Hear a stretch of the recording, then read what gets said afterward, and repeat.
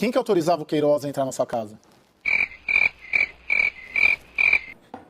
Eu não vou poder responder isso também, mas basta vocês... Não tinha um funcionário lá? Será que tinha uma chave lá? Será que o funcionário ou será que outra pessoa que autorizava? Fala, seus mal diagramados, não vamos negar uma coisa.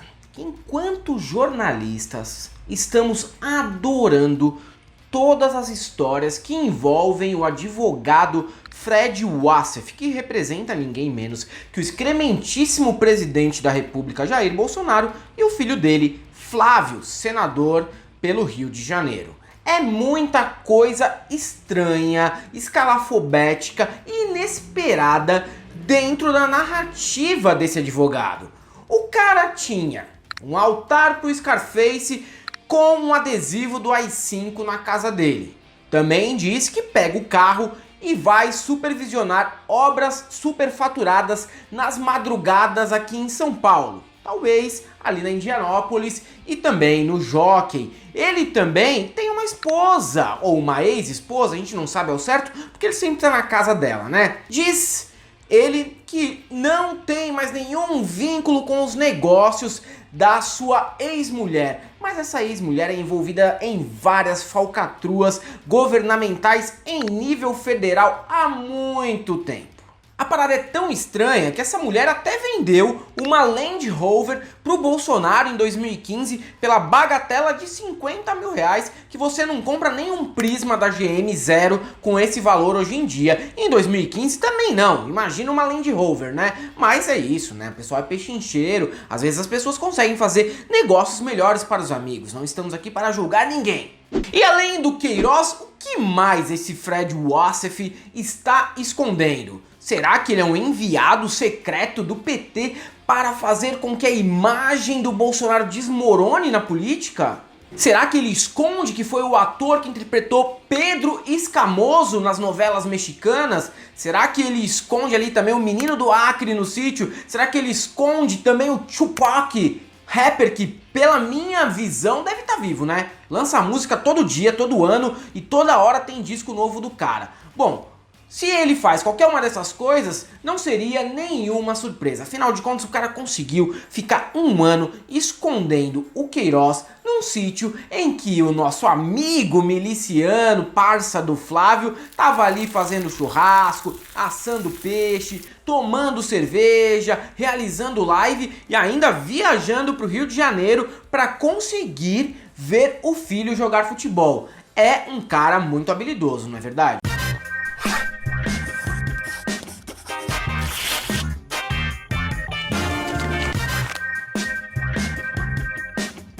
E o Fred Wassef tem uma esposa que a gente precisa falar dessa mulher, né? Ele segue aquele roteiro típico de pessoas que já integraram governos ali do passado, como ele próprio.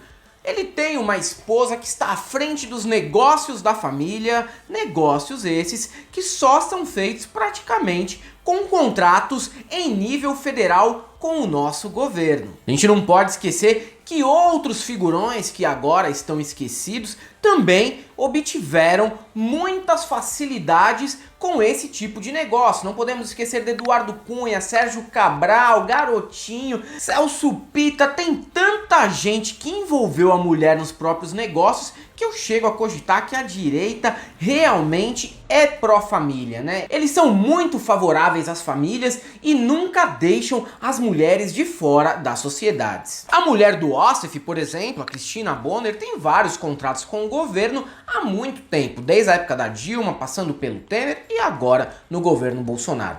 Na época do mandato dividido entre a Dilma e o Temer, ela realizou ali contratos na casa dos 42 milhões e em um ano e meio de governo Bolsonaro, ela também realizou contratos na mesma faixa de grana e renovou outros que já estavam vigentes. Até isso vai me dizer, pô, mas os caras podem fazer negócio, não tem nada demais. Claro, a Cristina pode fazer negócio ali com a sua empresa Global Web, que é o nome mais genérico possível que você pode dar para uma empresa. É até bom para você mudar de ramo e ninguém perceber. Afinal de contas, Global Web não significa absolutamente nada, embora ela atue na área de tecnologia da informação, que é também uma área muito boa para mascarar valores, né? E tudo bem, né? Tudo bem, ganhou concorrência para prestar serviço ali pro governo, não tem problema nenhum. Talvez. Tem sim problema sim, gente. Tem problema porque essa Cristina Bonner, que é a ex-mulher ou atual do Wassef, a gente nunca sabe, né? Deixa pra lá, deixa que eles revelem qual é o status atual do relacionamento deles. A questão é que ela está envolvida em falcatruas há muitos anos. Ela estava dentro do rolê do mensalão do DEM. Vocês lembram disso? Não lembram por quê? Porque ninguém noticia quando é mensalão do DEM, né? Se fosse do PT, o pessoal noticiava, colocava megafone na rua, carro de som, mas como é do DEM, o pessoal deixa em segundo plano e não faz tanto alarde assim, afinal de contas, é o partido do mercado. A Cristina foi até flagrada num vídeo em 2006 que ela comemorava ali junto com o operador do mensalão do DEM mais um contrato fechado para o governo do Distrito Federal. Essas imagens que a gente viu há quase 15 anos atrás mostrava ela ali trocando uma ideia com o Durval Barbosa, que estava envolvido depois também naquelas denúncias contra o governador Roberto Arruda. É claro que é normal a pessoa comemorar quando fecha um contrato milionário. Eu mesmo, se tivesse a oportunidade de fechar um contrato nessas casas decimais de milhões que a Cristina Bonner fechou com o governo do Distrito Federal e depois no governo do próprio Brasil, eu também comemoraria, tomaria uma overdose de cloroquina, não estaria ligando pro dia de amanhã, porque a minha vida estaria feita. E por conta dessas relações perigosas aí da Cristina Bonner, o Ministério Público chegou até mesmo a pedir que ela fosse presa por 15 anos. Essa foi a condenação aí do processo que ainda tá rolando, tá ali nos finalmente, teve recurso da Cristina e por isso ela ainda está solta. Ela é acusada por corrupção ativa, porque ela é de extrema direita, né? E corrupção passiva é coisa de viadinha do PSOL, tá ok? A história é aquilo lá que você já ouviu várias vezes em vários governos, do Sarney, FHC, Collor, Lula, Dilma. Você vai pagar um pedágio de 10% para prestar um serviço pro governo. Normal, um tipo de corrupção que está aqui no Brasil desde quando o nosso país existe e que nem surpreende a gente a essa altura, né? Afinal de contas, a gente já passou por tanta coisa nesse país que nada mais nos surpreende. Ainda mais um esquema tão óbvio assim de corrupção que está em todos os níveis de governança, prefeitura, estado, presidente, câmara, senado, isso é normal. E o que essa Cristina teve que devolver? Ela vai ter que devolver aí, o MP pediu a devolução de 43 milhões, uma bagatela. Ela resolve rapidinho aí, vendendo várias Land Rovers por 50 mil para todos os integrantes do governo, tornando a Land Rover 2015 usada como o carro oficial do presidente Bolsonaro. E é engraçado porque esse Fred Wassef, ele se coloca ali como uma pessoa contra projetos políticos de esquerda. Ele acha que é um absurdo, que a esquerda não pode governar o Brasil, que é a direita que dá jeito nesse país. Aí você vê, né, a mulher dele estava ali, toda envolvida com o DEM, que é um partido liberalzão, e nós chegamos àquela conclusão meio clichê, meio óbvia, mas a galera liberal não é de verdade contra o Estado, né? Eles são a favor do Estado, são sim, desde que o Estado não faça nada para que seja atendidas as necessidades dos mais pobres, dos negros e de todas as classes que estão ali em algum tipo de recorte em que é necessário o Estado ajudar. Agora, o Estado que eles curtem é o Estado que faz esse tipo de contrato completamente questionável com grandes empresas aí, empresas muitas vezes de fachada, empresas de lavagem de dinheiro, empresas que têm nomes que não significa nada, até porque assim é mais fácil você sumir na neblina.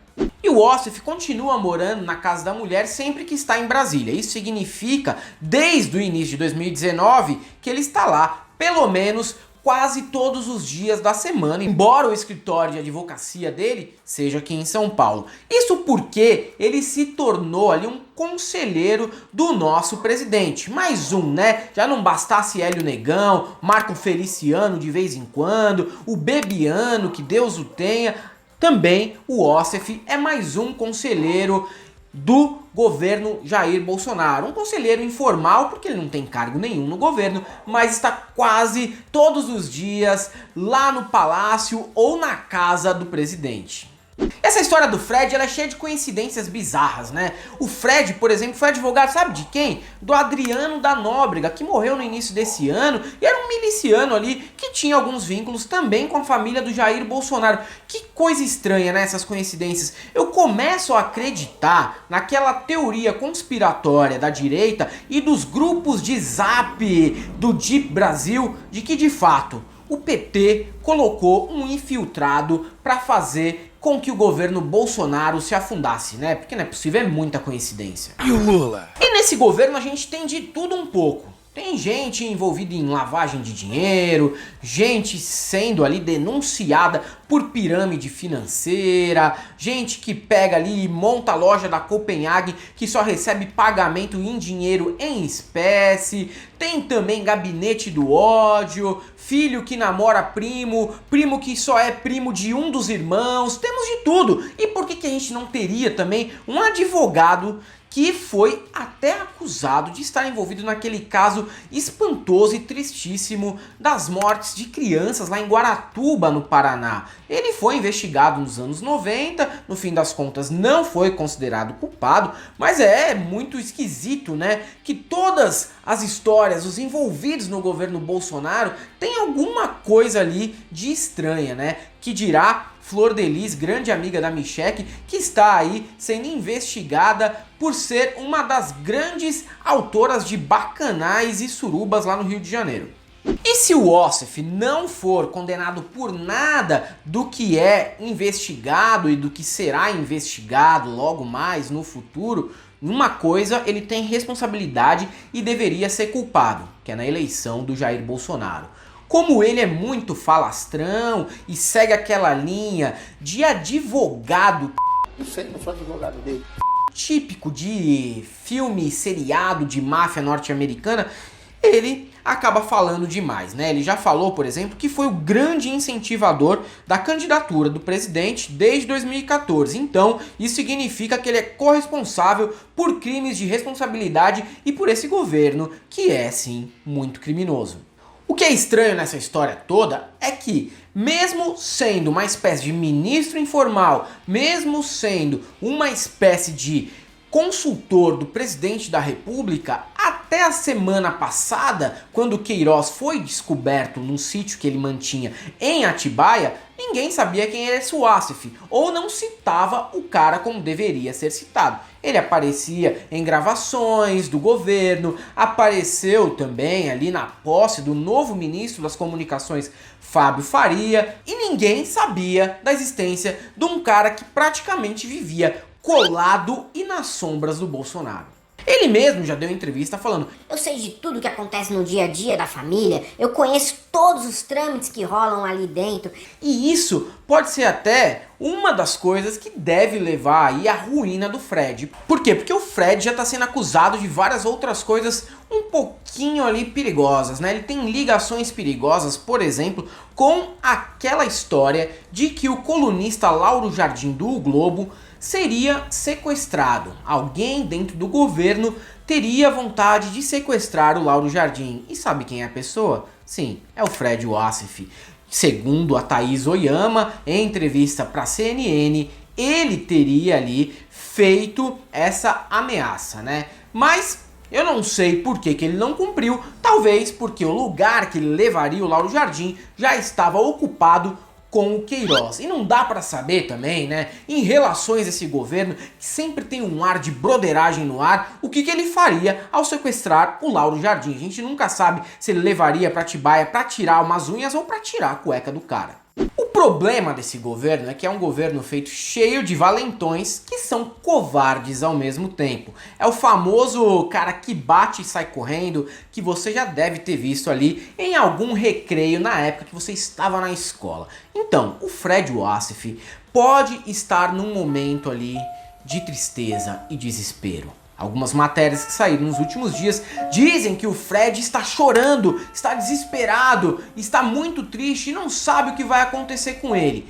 Bolsonaro, por outro lado, já faz o que ele sempre faz com todos os amigos que acabam se encrencando no círculo mais íntimo dele. Abandona o cara e atira pelas costas, como já diria Bebiano. E eu entendo, Fred, é difícil você manter a calma e a frieza num momento como esse, né? Nem todo mundo é o Queiroz, que tem ali no seu currículo várias mortes enquanto foi PM, né? E aí dá pra manter a frieza quando a Polícia Civil vai te abordar às 7 horas da manhã num sítio em Atibaia. O cara tava tão frio, tão tranquilo, que não descruzou os braços e ainda antes da polícia e o Ministério Público chegar lá no sítio, ele já tinha lavado todas as louças da pia para mostrar que foi realmente uma boa visita na casa do Fred e não deixou nenhum problema nas costas dele. E a relação do Flávio com Queiroz nessa história toda? Bom, eu acho que é um exagero ali de que existe uma relação de negócios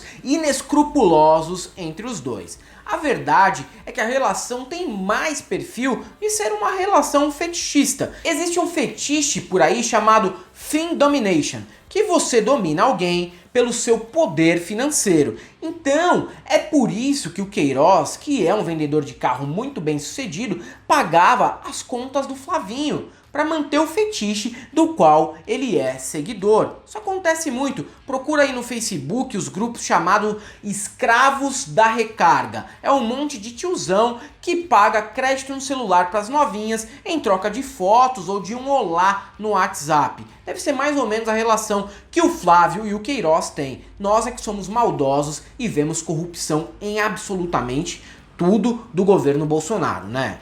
E é simplesmente impressionante como entra governo, sai governo, o tipo de trambique continua o mesmo. É sempre igual. Uma galera como essa mulher do Wassef, o próprio Wassef, sempre existiu aqui no Brasil, desde Sarney, Collor, passando por todos os governos. A gente esquece essas figuras nefastas, né? Mas elas, volta e meia, acabam dominando os noticiários e no fim das contas, elas simplesmente são tiradas de foco por um tempo.